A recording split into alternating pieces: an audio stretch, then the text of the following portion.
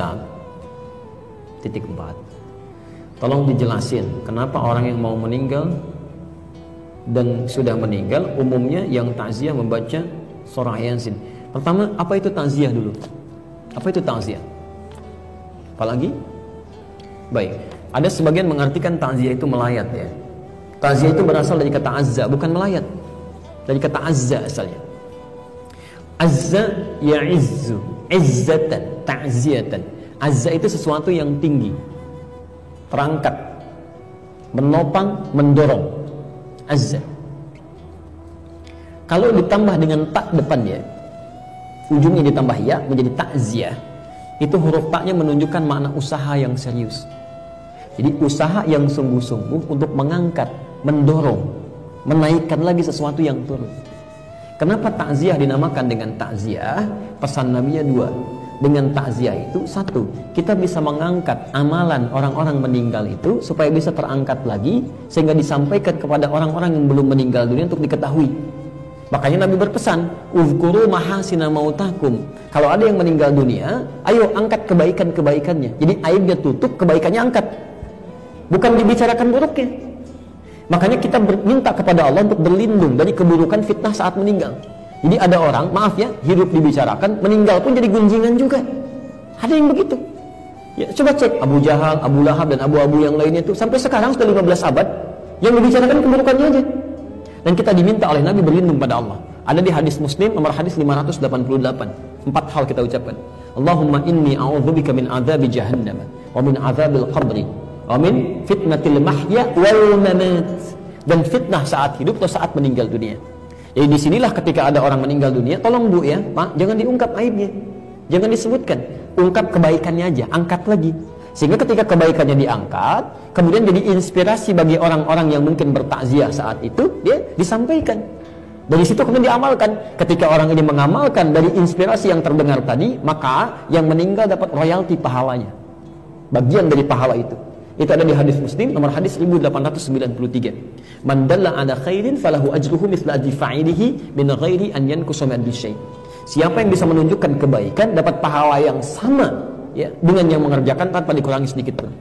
9 lafaz disebutkan di hadis Muslim. Idza matal insan in qata'a sa'iru amali illa min thalas. Jika manusia meninggal dunia, semua amalnya terputus kecuali 3 yang terus pahalanya mengalir. Terus mengalir.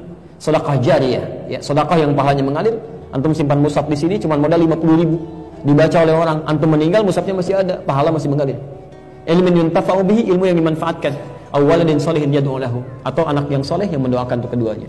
Yang kedua, mengangkat orang yang masih hidup dari keluarga yang ditinggalkan oleh orang yang meninggal. Kadang-kadang muncul suasana duka, ada yang sedih, kan? Ada yang kadang-kadang masih sedikit menyesuaikan. Antum datang, memberikan hiburan di situ, nyampaikan kesabaran untuk ditinggalkan satu orang. Kita datang ribuan orang ke sini, ratusan orang ke sini, kita menjadi keluarga baru. Lihat, kata Nabi, perhatikan orang itu, barangkali dapurnya belum ada asapnya, sampaikan, bukan dibebani, tapi bantu dia untuk berkembang supaya dia bisa kuat kembali. Jelas di sini ya? Nah, dari sini untuk mengangkat amalan itu banyak caranya. Pertama dengan doa.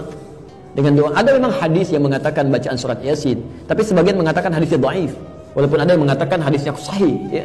Tapi kalau saya punya prinsip begini, kalau ada hadis yang diperdebatkan, mendingan ngambil hadis yang tidak diperdebatkan. Udah, lebih selamat, lebih tenang gitu kan. Apa hadis yang tidak diperdebatkan? Salah satunya doa. Ada di Al-Adabul Mufrad nomor hadis yang ke-44, posisinya paling kanan sebelah atas. Karangan Imam Al-Bukhari. Imam Al-Bukhari menulis kitab namanya Al-Adabul Mufrad. Jadi khusus terkait dengan akhlak dan adab dalam kehidupan. Itu tidak sedikit hadis tentang berbakti pada orang tua sampai meninggal dunia. Di hadis itu disebutkan saat seorang anak beristighfar saja, memohon ampun ya, kepada Allah untuk ayah yang telah meninggal dunia, tiba-tiba di alam kuburnya diberikan oleh Allah, diangkat 1 derajat. Sampai dia berkata, ya Rabb, mahadhi, ya Allah, apa ini?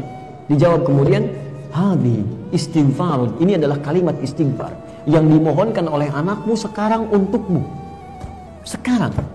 Jadi Anda bisa bayangkan ya, baru istighfar saja, Allahumma rabbighfirli wa liwalidayya warhamhuma kama rabbayani shaghira, diungkapkan kalimat itu. Makanya ketika ada yang meninggal, kalimat istighfar pertama kali, Allahumma ighfirlahu warhamhu wa'afihi wa'fu anhu. Itu begitu Anda ucapkan kalimat itu, diangkat 1 derajat di alam kuburnya.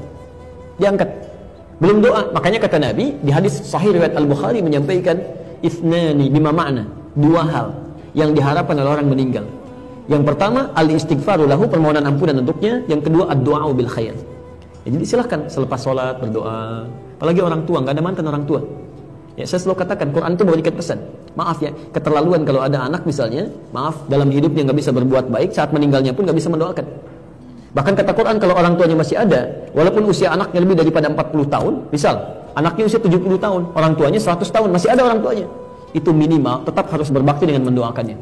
Itu ada di Quran, surah ke-46, ayat 15. Bahkan mendoakannya yang baik-baik.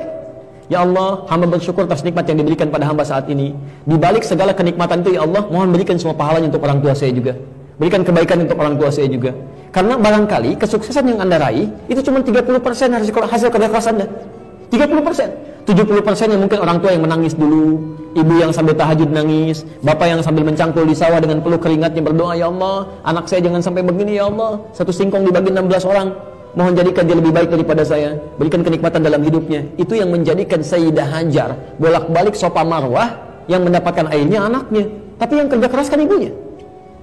Maka dari situ adabnya sendirinya doakan. Sudah hidup gak bisa memberikan senyuman, sudah meninggal gak bisa mendoakan juga. Dan Anda mengakui sebagai bagian orang tua gitu ya, itu tidak tepat. Dan doanya yang baik-baik ya. Begitu masuk rumah sakit minta kesembuhan, minta kebaikan, bukan dibalik.